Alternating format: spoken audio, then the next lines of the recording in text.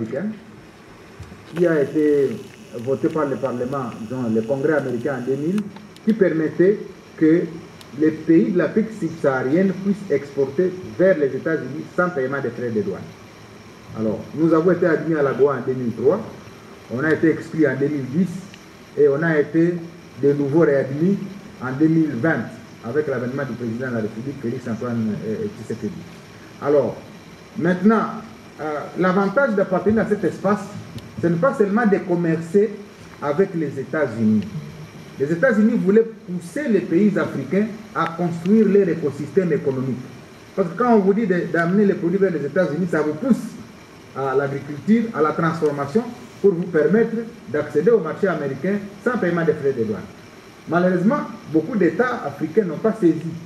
Mais d'autres ont compris, l'Afrique du Sud a compris, les pays de l'Afrique de l'Ouest ont compris, et nous, le président de la République et la Première ministre, nous ont poussé maintenant pour dire nous devons aller aussi rapidement accéder à ce marché, parce que c'est nous qui sommes le potentiel le plus important en Afrique.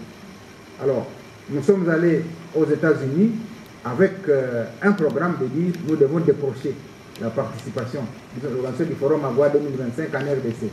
C'était presque une équation difficile parce que d'abord réadmis en 2020, il y avait des États qui avaient déjà organisé ça.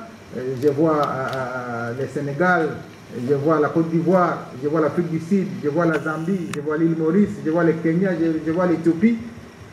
Et finalement, nous étions restés 6 candidats, le Rwanda, l'île Maurice, le Nigeria, la Zambie et le Bénin. Le Bénin et la Zambie se sont désistés, on est resté avec les 3. Et nous avons décliné notre argumentaire autour de 5 ou 6 points.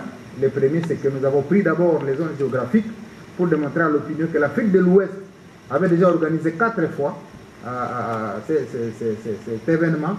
L'Afrique australe avait déjà organisé 2 fois, à savoir la Zambie et l'Afrique du Sud. L'Afrique de l'Est avait déjà organisé 3 fois, à savoir l'île Maurice, le Kenya et l'Éthiopie. Et l'Afrique centrale n'avait organisé qu'une seule fois par le Gabon. Et donc, le premier argument était c'est là pour dire, mais non, maintenant c'est du tout l'Afrique centrale pour que nous organisions. Et c'est là où les Rwandais se pointent pour dire, mais nous aussi on est l'Afrique centrale. Mais comment vous pensez que c'est vous seul? On est passé sur le deuxième argument, mais nous sommes francophones, vous êtes anglophones. Et les autres étaient seulement anglophones. Et les Rwandais disent, non, non, nous aussi on est... Toujours en train de... On est francophones et anglophones.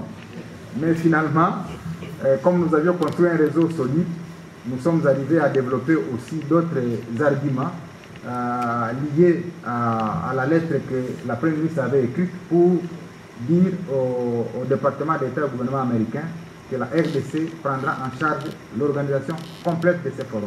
Deuxième argument, troisième argument, c'était la capacité d'accueil de 1000 personnes minimum à Kinshasa. Nous avons démontré que nous avons les infrastructures nécessaires. Quatrième argument, c'était l'aéroport international qui accueille 11 compagnies. On a listé toutes les compagnies. Étant au centre de l'Afrique, il était possible que tous les pays africains convergent vers Kinshasa avec les 11 compagnies que nous avons. Et voilà autant d'arguments qui finalement ont amené le Nigeria à adhérer rapidement à la cause de la RDC. L'île Maurice a adhéré à la cause de la RDC. Nous sommes restés à 2. Et finalement, les Rwandais ont compris que si on allait au vote, eh bien, la RDC avec sa grandeur et sa diplomatie allait l'emporter. Et nous l'avons emporté. Voilà. Voilà, merci, monsieur le ministre.